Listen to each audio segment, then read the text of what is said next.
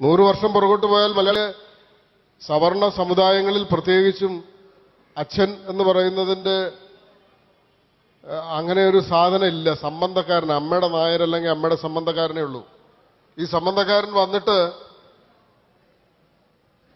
ഈ വീട്ടിൽ ഒരു ബന്ധം സ്ഥാപിക്കുകയും അവിടെ ഒരു സ്ത്രീയോടൊപ്പം രാത്രികാലങ്ങൾ ചെലവഴിക്കുകയും രാവിലെ ഇയാൾ രാത്രിയിൽ കൊണ്ടുവന്ന് കെടുത്തി വെച്ച് ചൂട്ടുകറ്റ കൊളുത്തി വീണ്ടും നടന്നു പോവുകയും ചെയ്യും.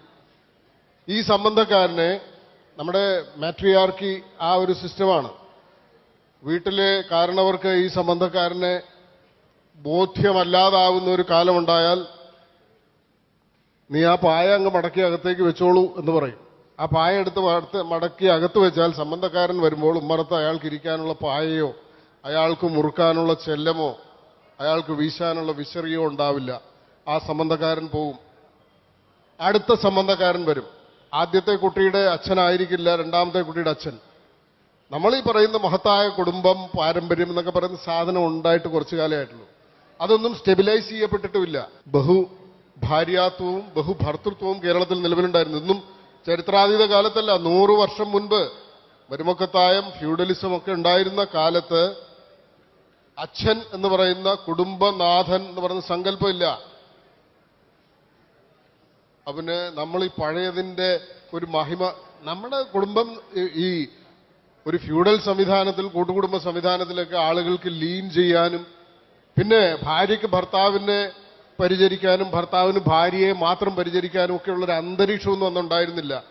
ആരൊക്കെയോ വെച്ച് വിളമ്പുന്നു, ആരൊക്കെയോ ഉണ്ണുന്നു, ആരൊക്കെയോ ഉറങ്ങുന്നു, കുട്ടികൾ ഉണ്ടാവുന്നു, ആരോ പള്ളിക്കൂടത്തിൽ അയക്കുന്നു എന്നൊക്കെ അല്ലാതെ ഒരു 2 വ്യക്തികളിൽ അധിഷ്ഠിതമായ കുടുംബ സമ്പ്രദായം നമുക്കുണ്ടായിട്ട് 10ഓ 60ഓ വർഷമേ ആയിട്ടുള്ളൂ.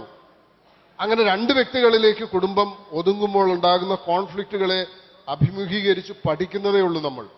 സ്വാഭാവികമായിട്ടും ശൈഥില്യങ്ങളുണ്ടാവും. പക്ഷെ നമ്മൾ ഇപ്പോൾ ഡിവോഴ്സിന്റെ എണ്ണം പെരുകുന്നു എന്നൊക്കെ പറഞ്ഞിട്ട് നമ്മൾ വല്ലാണ്ട് വ്യാകുലപ്പെടുന്നുണ്ട്. പണ്ട് സംബന്ധക്കാരന്മാരുടെ എണ്ണം ഉണ്ടായിരുന്നു, ആ കണക്കാരും എടുക്കാത്തത് കൊണ്ടാണ്. ഒരു സ്ത്രീക്ക് ഒരു സംബന്ധക്കാരനാവാം, അയാൾ പോയാൽ അടുത്ത സംബന്ധക്കാരനാവാം. 2 പുരുഷന്മാർക്ക് ഒരു സ്ത്രീ ഭാര്യയാവാം, ഒരു സ്ത്രീക്ക് 2 ഭർത്താക്കന്മാരുണ്ടാവാം, ചേട്ടനും അനിയനും. അത് ഈ സ്വത്ത് വിഭജനവുമായി ബന്ധപ്പെട്ടിട്ടാണ്. കുടുംബ സ്വത്ത് വിഭജിച്ചു പോവാതിരിക്കാൻ വേണ്ടി ഒരു സ്ത്രീ ഉണ്ടെങ്കിൽ അല്ലെങ്കിൽ ചേട്ടനും അനിയനും കൂടെ ഒരു സ്ത്രീ മതി, ഒരു പെണ്ണ് മതി എന്ന് തീരുമാനിക്കുന്ന സമ്പ്രദായം കേരളത്തിൽ ഉണ്ടായിരുന്നു. ഇതൊക്കെ സാമുദായിക പരിഷ്കരണമുണ്ടായി, സാമൂഹ്യ പരിഷ്കരണമുണ്ടായി.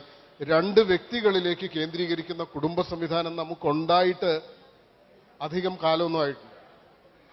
ഈ മനുഷ്യബന്ധങ്ങളിലെ പരീക്ഷണങ്ങൾ എല്ലാ കാലവും സംഭവിച്ചുകൊണ്ടിരിക്കും. അത് നമ്മൾ